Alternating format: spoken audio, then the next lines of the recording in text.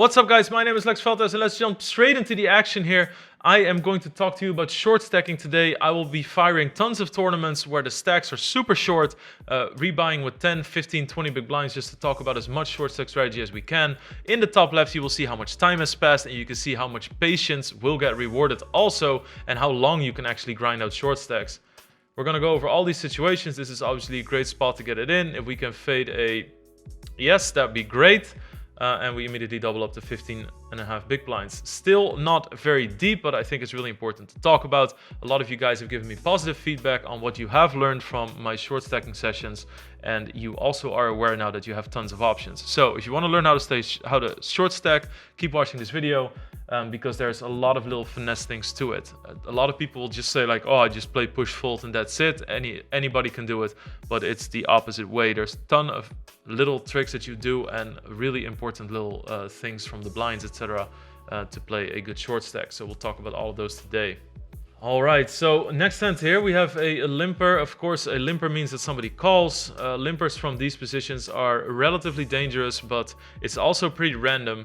You also have to think about the fact, right? If you think about how often something happens. If you take all the suited aces somebody can call here, or ace-jack off, or fucking 10-8 suited, or anything like that, and you cross-reference that with how many big pairs there are, even blocking aces, it's really safe to shove. It's just cognitive bias that you remember all the times that you lost against aces or kings. But there's actually so much trash that people also limp, so don't be too afraid in attacking it.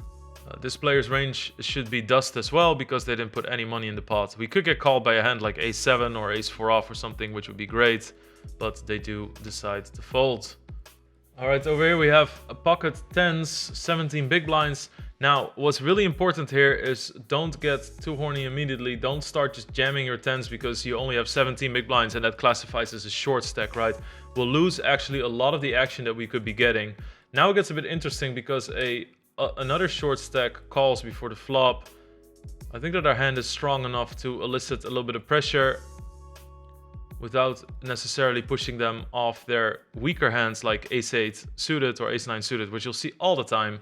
It also might make people behind me think they can still shove us off the hand as if we're just attacking a spot of weakness at the table. We are going straight to war with this hand. Isn't that nice life? All right, we're going to check here. One thing, this is very important, and you know, all memes aside, this is very important. Sometimes people are not really aware when to slow play nuts. You slow play really strong hands if you can comfortably get the money in on later streets. We only have a pot bet left, which is ideal for us to be slow playing hands. If we had 50 big blinds here, I would not be slow playing these hands. I would be betting. There would be draws on the board and I want to get my 50 big blinds in. But we have about pot bet that we can go all in for now, and people are going to call us with an ace. I think if they have the hard flush draw on the turn, they're shoving, so I don't really feel dangerous about this one. I can just go all in. Looks like they both have had absolute dust, but it was a really good situation to try and let my opponents catch up to what I had because it was so easy for us. We still had that pot bet all in on the river, and our hand didn't really need any protection. You could say, yes, but there's flush draws. Yeah, that's true, but if I go all in with my hand, they're going to call with those flush draws anyway, and then the river also comes a possible flush, right? So practically, there's no difference if I check it and we go to a river and see a possible flush, or if we jam it and we see a possible flush on the river. Now, of course, the deeper you get, the more that changes. Okay, I'm just going to check. My hand plays pretty well on the flop. My opponent has 10 big blinds. If I jam here, I should really have some rinky-dinky high cards. It's very tempting when somebody checks the bluff at it, but what I need to remember here is that anything strong on this board would shove pre-flop in my case, so I can't really do anything here. My hands are tied. More often than not, you'll just see somebody with Jack-9 and just call it all the way, and they're just going to call you. Ace-8 was trapping to try to get us there. And this is just something that's extremely important to realize.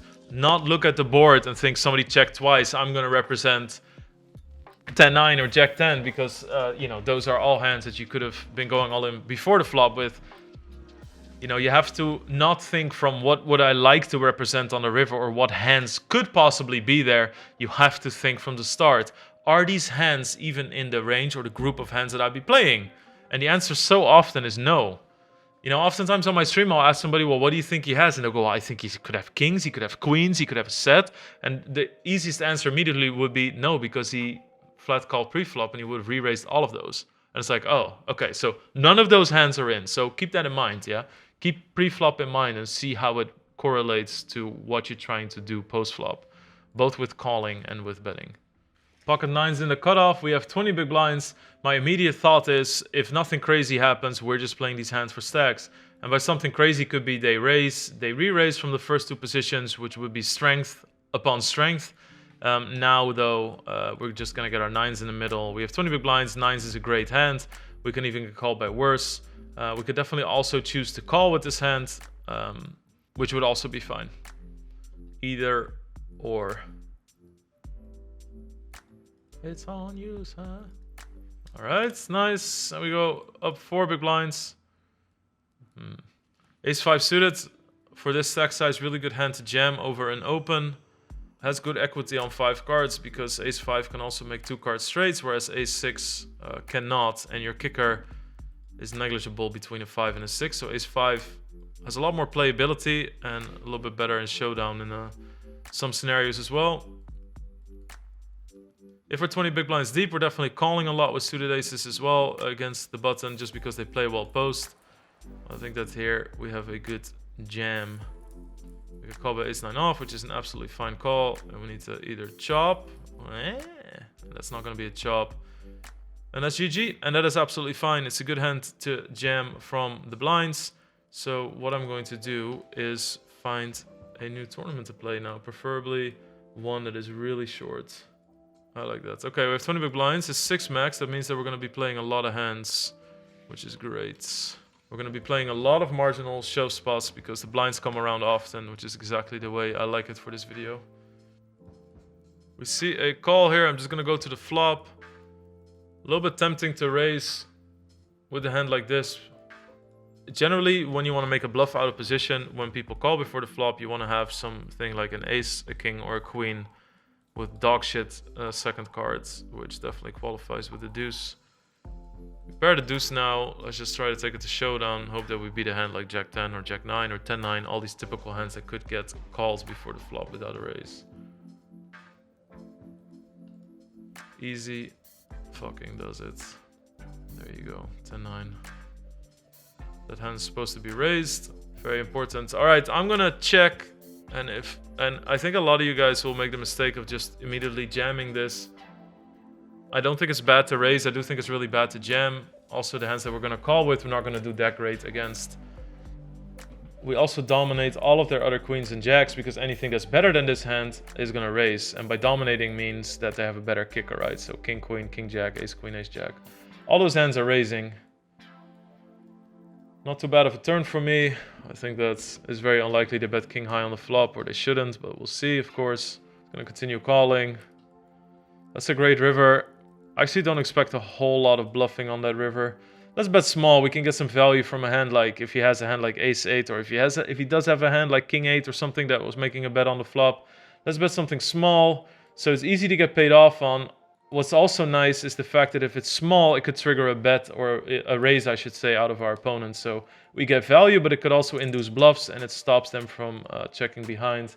And they did have ace-deuce, and they would have 100% checked behind. So we make more against their one pair hands, and we make more against their bluffs by checking, or by leading, I'm sorry, into that pot there.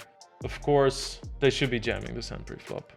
Just as I know you guys like these sort of like cutoffs to know. A lot of people reply in these videos that you liked hearing that any suited ace under the gun is an open except for ace deuce suited. Okay, so if you have 20 big blinds in the big blind, you can, and the small blind calls like I did. So in this scenario, I call the 150. You have the option. Here you see that we have 32 big blinds. 22 big blinds. You can just jam any offsuit ace, and I would advise to just make it like 3 big blinds, 3.5 big blinds with ace 10 and up for value. But you can just jam people off with offsuit aces because they don't play that well post flop, and you can win a lot of money in the middle. So ace for offsuit is a fold from the cutoff. We open ace 5 and ace 7, and obviously higher than ace 7. So ace 5 and ace 7 plus open pure meaning always. and ace-6 is 50% of the time, and ace-4, etc. Folds is so important to know all these things, and that's why you should study pre-flop. Ace-6 is a pure fold here. All right, we're gonna call this. It's a min raise. We have a king high hand in the big blinds. This might be a surprise to a lot of you guys, but if you're uncomfortable with this, you can do it versus the later positions mostly. But in the end, you're really gonna have to get used to defending the big blind a lot, so you're gonna have to start introducing it into your game. What's really important in poker is that whenever you learn something new, you are going to make mistakes in that new situation. But you have to understand you need to move that mistake further down the process, right? If you make the mistake before the flop, then you're always going to make the mistake before the flop, and that's the worst, that's going to be the most costly one, right? So if you then start defending more hands but you're not used to playing them, you're going to make mistakes on the flop. But we'll fix those as well, you know, and then you might make some mistakes on the turn. And as the more and more you fix it, the more you push that the more you push the mistake towards the end of the process, and that means that you're losing so much less money in the whole first part. Especially because the situation just happens a lot, right? Right, so there's a limp we call along as well. It's actually insane how much these stakes are limped. We're gonna call 2 big blinds. We have backdoor diamonds. Gonna check, trying to see, take it to showdown. There's gonna be tons of like ace-9 of spade hands that are gonna be limping pre-flop.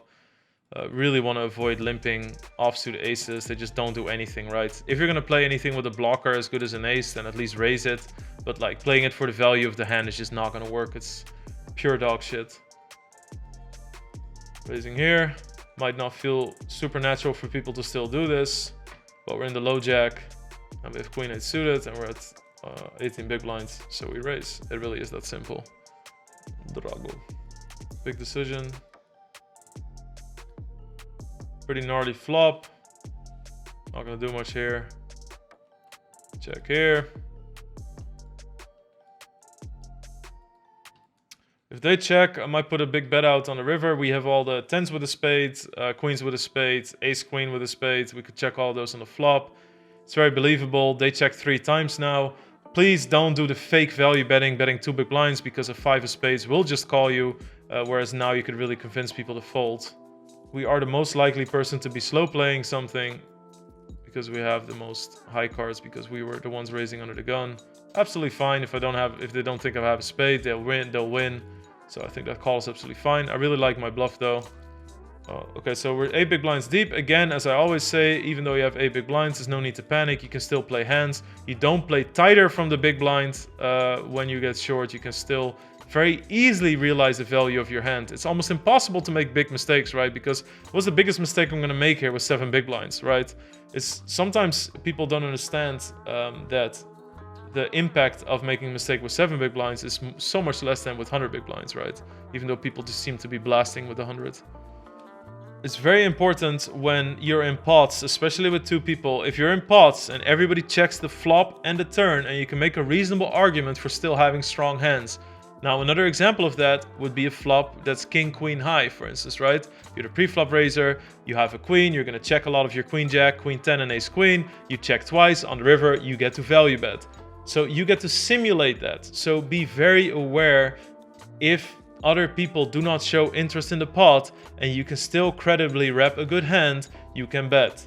So in this situation here, when I had the queen 8, I can check the flop with pocket 8s with a spade. I can check the flop with ace 10 with a spade. I can check the flop with pocket 10s with a spade. I have all these hands that can check twice and then value bet the river still. So that's what I was representing.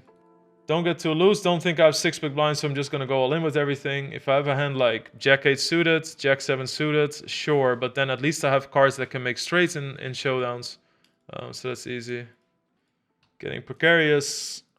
Little things are important. If there's 1 minute left on the clock, don't think too long. You don't want the blinds to go up in your big blind. So this is not the time to pick out a new Netflix show to put on the side. Just fold your hand because you have 1 minute until the blinds go up and you don't want to be there. All right, we see a call. We're just going to get our 6 big blinds in. We should be doing very well. I mean, they did call with ace 4 off earlier. Ace queen off. Need to fade a 10. And we Gucci. Nice little full house. Back to 9 bigs. All right, so we have 10 big blinds. The money's gonna go in. No reason to get cute. Obviously, I'm a noob. I should have checked if we're close to the money. Makes a big difference in some situations. We're gonna get the money in. We're actually gonna get called by worse hands all the time. Absolutely fine. Pure flip. Obviously, Team Pro spikes the queen. Easy does it. Back to 20 bigs. And as you can see, it's just no stress. Oftentimes people get really stressed when they short stack, but nothing in the world is as easy. I mean, obviously you want to make the money, I get all that, but from a pure poker strategy perspective, short stacking is so relaxing. Like what could you possibly do wrong?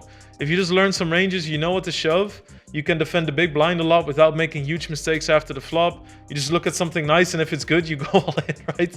So, I mean, it's just, in my opinion, it's very relaxing to just play short stack, and I really think you should train your mind to feel the same.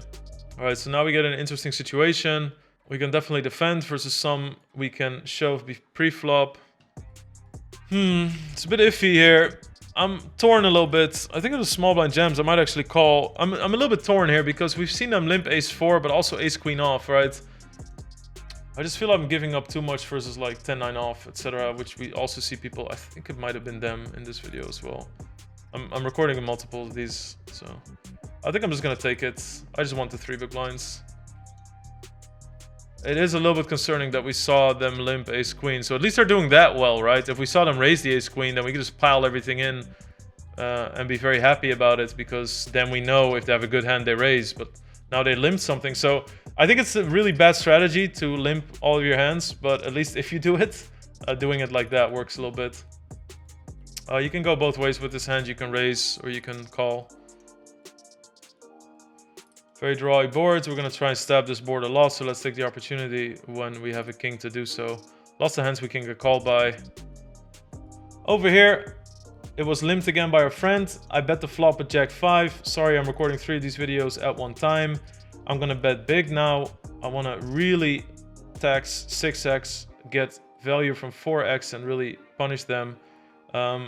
They check before the flop with 16 big blinds. It's very unlikely they have an ace. Sure, they can have a6 offsuit, but congratulations. We're just gonna jam, try to get value from a 6. If they have a hand that's better, that's fine. But checking here and having a hand like 6-7 check behind is an insane disaster. So we're just gonna jam for value and win a nice spot. Up to 34 big blinds now. Okay, we have ace-10 suited. We have a 3 big blind open. We have a call. My biggest concern here would be ace-jack, but it's still going to be lots of king-jack, king-queen, or other hands. It seems like this might be the standard open size for this person. What the hell? We don't expect this to happen behind us. Pocket 9s, 10-6 suited. Thank you for donation, kind sir. We need an ace, though. Unfortunate. They should always play their hand as a shove. And even if they don't, guys, it doesn't matter for us because we had a great spot with a lot of equity, right? So the fact that they misplayed a hand doesn't mean that it cost us or that we should have kept that in the back of our mind. All right, so this player has been raising. Sorry, this player has done the opposite of raising. This player has been calling out. I'm going to check, though, because I don't think that we're going to get folds. Now, if this player has shown that they're raising all of their ace highs, then I would have jammed my king high for value, but that hasn't been the case. They showed up with ace-4 offsuit, ace-queen offsuit, so we have to keep that in mind. We're going to bet 1 big blind for protection / value. Both can work. The 10 is massive for us. Let's get some more value against 4x or ace highs. Very important. 10 is great because now the chance that they have a 10 is less big. I think on top of that, they would have bet a 10 beforehand. Get some easy value. Don't get too greedy. You know we're targeting his ace highs, his 4x. And we win some nice big blinds there. I think it's a very good to check the king 7 there. Just play it for its face value because we're probably dominating. You know, we have the high card advantage versus a lot of his limps. And if we jam and they call, they're going to have a lot of their ace highs. So this also kind of shows you how to play against stacks that call a lot, right? Like how it's very important to see what they're calling with. And if it's capped, meaning is the range limited to a certain strength of hands? But they showed ace queen, so they also limp really strong hands, right? So it's been a consideration in a few hands now. I'm just trying to show you guys how to navigate that. All right, if it folds to me, I'm gonna go all in. We now see that 35 places are paid. We are on a different table in the meantime, so the limper is gone. We only have 4.5 big blinds. We have to pick our spots.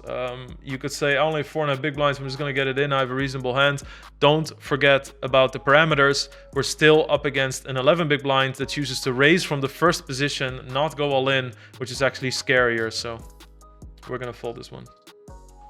All right, guys, we are under the gun +1. Of course, again, it seems like a suited hand. Let's not forget that somebody limped, though. On top of that, they called when somebody in the big blind only has 2 big blinds. So it's very, very unlikely that you're going to be able to bluff, which means that it's going to be a more value-oriented hand. Of course, I'm giving people a lot of credit for noticing stuff like that, but it still plays a part. You're really looking for high card hands when you get this short. It's important to stay patient. If we double, we have 10 big blinds, and it's a fine stack. Now, blinds are going to go up in 1 minute. Like, I'm not going to pretend this is not an insanely precarious spot. Guys, if you want to ask me more questions, by the way, it's always good to join the Discord. Also, you can always tag me on Twitter, but in Discord, we talk a lot about hands. I have a whole section where I speak about strategy, and people post and other people comment as well. So you can put your own situations there. You can ask me, you can tag me, and you have a direct line to me. So check that out there. Just wanted to get that out because I don't know how long this run is lasting, especially with the big blind coming up. Wow, 6 deuce. Never underestimate low stakes poker. Wait, do I skip the big? Oh no, fuck, I get the big blind, I think. Oh, that cost me 1 free hand. But what a hand it is. All right, clearly we're gonna go for this. So let's hope the button goes all in. Easy Kotka. We're gonna call. They actually have an ace, but we have 42%. We're gonna turn a queen, and life is good. All right. That's GG for this video. I hope you guys liked it. Obviously, next time we're going to talk more about short stack concepts. Drop a comment down below if you have any questions or about the situation. Make sure you tag the time so it's easy for me to click and give some extra information on.